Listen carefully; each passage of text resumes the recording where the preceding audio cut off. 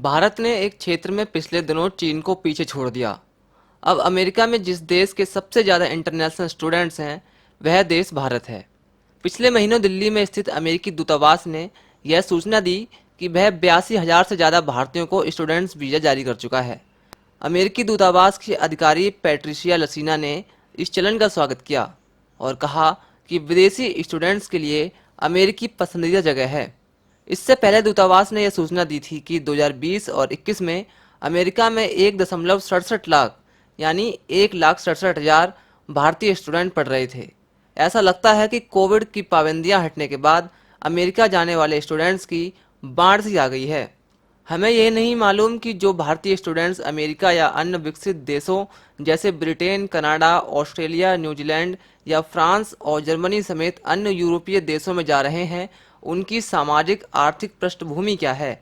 ऐसा आंकड़ा शायद उपलब्ध भी नहीं है, लेकिन जैसा कि मैं आगे बताऊंगा कि पहले विदेश पढ़ने वाले मुख्य रूप से उच्च सामाजिक समूहों के लोग हुआ करते थे। हाल के वर्षों में और खासकर इस साल में अपनी सोशल मीडिया टाइमलाइन पर ढेर सारे अनुसूचित जाति और उससे कुछ कम ओबीसी और जनजाति के छात्रों के विदेश पढ़ने जाने की सूचनाएं देख रहा हूं। अगर देखा जाए तो कोई भी ये पता लगा सकता है कि अमेरिकी या अन्य विदेशी यूनिवर्सिटीज़ में पढ़ने वाले ज़्यादातर भारतीय स्टूडेंट्स उच्च जातियों के हैं, लेकिन हम इसमें आ रहे बदलाव को अपने आसपास महसूस कर सकते हैं। यह सही है कि सवर्ण छात्रों की तुलना में अनुसूचित जाति, जनजाति या ओबीसी के छात्र नाम मात्र के लिए ही विदेश पढ़ने जा रहे होंगे, लेकिन अब ये चलन जोर पकड़ने लगा है और आने वाले दिनों में इन वर्गों से भी काफ़ी छात्र विदेश जाएंगे। कास्ट मैटर्स किताब के लेखक और ऑक्सफोर्ड यूनिवर्सिटी में पीएचडी स्कॉलर डॉक्टर सूरज येंगड़े ने हाल ही में ट्वीट करके बताया कि वह इन दिनों जिस भी देश में जाते हैं, वहां उन्हें अंबेडकर की संतानें यानी वंचित वर्गों के स्टूडेंट्स मिलते हैं। वह संघर्ष करके आगे आ रहे हैं। उन्होंने आगे लिखा कि 1 या 2 दशक का समय दीजिए, बहुजन स्टूडेंट्स पूरी दुनिया में जबरदस्त तरीके से नजर आएंगे। सूरज येंगड़े ने यह भी बताया कि वह doctor Ambedkar international students association की स्थापना करेंगे, जिसकी विभिन्न देशों में शाखाएं होंगी। पढ़ने के लिए विदेश जाना भारत में कोई नई बात नहीं है। नई बात है वंचित जातियों के इस क्षेत्र में जगी रुचि को लेकर। आज़ादी से काफ़ी पहले से भारतीय राजा, नवाब, जमींदार, व्यापारी, वकील और अंग्रेजी राज के भारतीय अफसर अपने बच्चों को विदेश पढ़ने के लिए भेजते रहे। ये चलन सबसे ज़्यादा बंगाल, अब के महाराष्ट्र और तमिलनाडु में रहा। फॉरेन रिटर्न होना उस समय उसी तरह गौरव की बात थी, जिस तरह आज ये बात गर्व से कही जाती है कि मेरा बेटा या बेटी अमेरिका में बस गए। पुराने समय में ज़्यादातर अमीर और सामाजिक रूप से आगे बढ़े हुए लोग ही अपने बच्चों को विदेश भेज पाते थे। Doctor B R. अम्बेडकर जैसे चंद अपवाद थे। उनका विदेश जाना भी इसलिए संभव हुआ क्योंकि बड़ौदा के मराठा राजा गायकवाड़ ने उन्हें स्कॉलरशिप दी, लेकिन इस शर्त के साथ कि विदेश से लौटने के बाद वे बड़ौदा में अपनी सेवाएं देंगे। कांग्रेस का लगभग सारा शीर्ष नेतृत्व गांधी, नेहरू, पटेल विदेश से पढ़कर लौटे लोगों से बना था। आज़ादी के बाद भी ये चलन जारी रहा। एलीट लोग अपने बच्चों को पढ़ने के लिए विदेश भेजते रहे।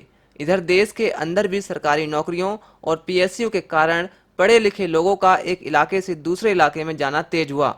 इस प्रक्रिया का लाभ भी ज़्यादातर सामाजिक रूप से आगे बढ़े हुए लोगों को हुआ, क्योंकि इंग्लिश एजुकेशन से पहले जुड़ने के कारण वह इसका फ़ायदा उठाने में सक्षम थे। इस तरह देश में सरकारी अफसरों, शिक्षकों, अकाउंटेंट, वकीलों आदि का एक वर्ग तैयार हुआ जो अपने बच्चों को विदेश भेजने की सोच रहा था, और कई लोग ऐसा कर पा रहे थे।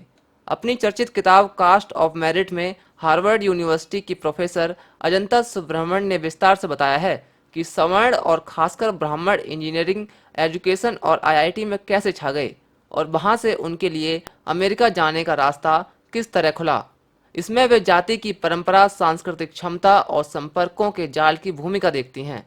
1960 के दशक के अंत से भारतीय इंजीनियर बड़ी संख्या में अमेरिका जाने लगे, जिनमें से कई ने वहां उच्च शिक्षा के लिए एडमिशन लिया। सूचना क्रांति के नए दौर में ये चलन बढ़ गया। पहले से वहां गए लोग अपने समुदाय के बच्चों को प्रोत्साहित करके अमेरिका ले जाने लगे, लेकिन अब हालात बदल रहे हैं और अन्य समूहों के छात्र भी विदेश जाने लगे हैं। इसके पीछे मैं 6 प्रमुख वजह देखता हूँ। पहली, केंद्र और कई राज्य सरकारें वंचित जाति वर्गों और जाति समूह के छात्रों को विदेश में पढ़ने के लिए स्कॉलरशिप दे रही है। इसमें से कई योजनाएं कामयाब हैं। मिसाल के तौर पर केंद्र सरकार और महाराष्ट्र और तमिलनाडु की ओवरसीज फेलोशिप का फायदा कई विद्यार्थी उठा चुके हैं। आदिवासी स्टूडेंट के लिए झारखंड सरकार की स्कॉलरशिप भी कामयाब है, लेकिन दिल्ली सरकार की ओवरसीज फेलोशिप की शर्तें इस तरह रखी गई हैं जिसकी वजह से गिने चुने छात्र ही इसे ले पा रहे हैं। अगर तमाम राज्य सरकारें स्कॉलरशिप दें और शर्तों को आसान बनाया जाए तो बड़ी संख्या में ऐसे छात्र विदेश जाकर पढ़ पाएंगे। दूसरा बिंदु ये है जिसमें ये बात महत्वपूर्ण है कि 2022 का भारत 2047 के भारत से अलग है। आरक्षण के कारण वंचित जातियों में लाखों लोगों का मिडिल क्लास बन चुका है। इसके अलावा अर्थव्यवस्था से सरकारी नियंत्रण हटने और बाजार अर्थव्यवस्था के आने से भी वंचित समुदायों में कई उद्यमी बने हैं। यह दोनों तरह के कई लोग अपने बच्चों को विदेश भेजने में समर्थ हैं या कम से कम ऐसा करने की सोच रख सकते हैं। तीसरा बिंदु यह है कि पश्चिमी दुनिया खासकर अमेरिका और ब्रिटेन में हाल के दिनों में भारतीय समाज में व्याप्त जातिवाद को लेकर जागरूकता बढ़ी है। अभी तक अफर्मेटिव एक्शन या डाइवर्सिटी का फायदा भारतीय स्टूडेंट को मिलता था। अब वहां खासकर यूनिवर्सिटीज जैसे अकादमिक क्षेत्र में ये चेतना बढ़ी है कि भारतीय समाज में स्तर है और कुछ लोग उनमें वंचित हैं और कुछ बेहद मजबूत। इस वजह से वहां एक के बाद एक यूनिवर्सिटीज में जाति भेद को स्वीकार किया जा रहा है। मिसाल के तौर पर अमेरिका की सबसे बड़ी यूनिवर्सिटी कैलिफोर्निया स्टेट यूनिवर्सिटी ने जाति के भेदभाव के सूचक के तौर पर स्वीकार कर लिया है। इससे पहले हार्वर्ड, ब्रेंडिस और यूसी डेविस तथा कॉल्बी कॉलेज जाति को भेदभाव के आधार के तौर पर स्वीकार कर चुके हैं। जाति के प्रति चेतना का अमेरिकी शिक्षा जगत में हुआ विस्तार भारत की वंचित जातियों को फायदा पहुंचाएगा। चौथा बिंदु देखें तो जाति के प्रति चेतना के विस्तार में लेखकों की भी भूमिका है। मिसाल के तौर पर पुलित्जर पुरस्कार विजेता इसाबेल विल्कर्सन ने जातिवाद पर बहुचर्चित किताब caste origins of power discontent लिखी, जो वहां बेस्टसेलर बनी। अमेरिकी टीवी की सबसे बड़ी हस्ती ओपरा विनफ्रे ने इस किताब को अपने बुक क्लब में शामिल किया और 100 सीईओ को इसे भेजा। इसके अलावा रटगर्स यूनिवर्सिटी की अर्ड ट्रस्ट को सूरज येंगड़े अजंता सुब्रह्मण्य का अकादिकार भी अमेरिका में पढ़ा जा रहा है। पांचवा बिंदु देखें तो इसके अलावा जाति को लेकर अमेरिका में 3 बड़े विवाद भी हुए। पहला केस टेक कंपनी सिस्को का है, जिसमें एक भारतीय इंजीनियर ने 2 भारतीय मैनेजरों पर जातिवाद करने का आरोप लगाया, जिसका संज्ञान कैलिफोर्निया के नौकरी दफ्तर ने लिया। दूसरा केस न्यूयॉर्सी में एक हिंदू मंदिर का है, जिसके बारे में न्यूयॉर्क टाइम ने खबर छापी कि वहां वंचित जातियों के मजदूरों को बंधुआ रखकर उनसे काम कराया जाता है।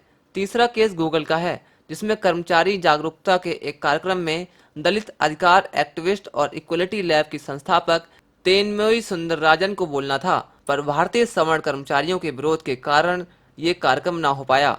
इस घटनाओं से भी अमेरिकियों का पता चल रहा है कि भारतीयों में जाति भेद है और खासकर दलित कितनी तरह से सताए जाते हैं।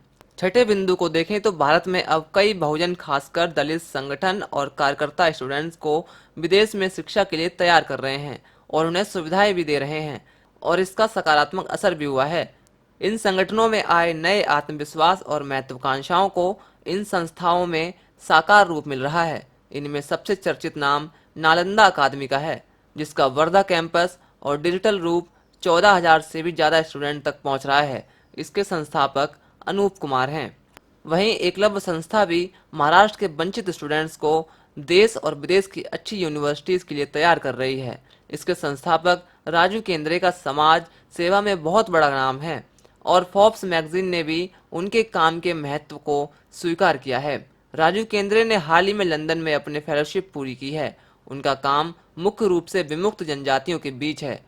इसको लेकर दी प्रिंट की पत्रकार निधिमा तनेजा ने हाल ही में एकलव्य संस्था के कामकाज पर विस्तृत रिपोर्ट भी लिखी है और ऐसे प्रयास अब असर दिखाने भी लगे हैं। तो आपका इस वीडियो पर क्या कहना है, हमें कमेंट सेक्शन में अपनी राय जरूर दें। और अगर आपको अम्बेडकर नामा की ऐसी रिपोर्ट्स पसंद आ रही हैं, ऐसी वीडियोस पसंद आ रही हैं, हमारे पॉडकास्ट पसंद आ रहे हैं, तो हमें कमेंट सेक्शन में ज़रूर बताएं। और हम आगे किस विषय पर वीडियो बनाएं, आपको क्या जानकारी चाहिए, वो भी हमें कमेंट में आप लिख कर बताएं। देखते रहिए अम्बेडकर नामा। मेरा नाम पवन है। शुक्रिया।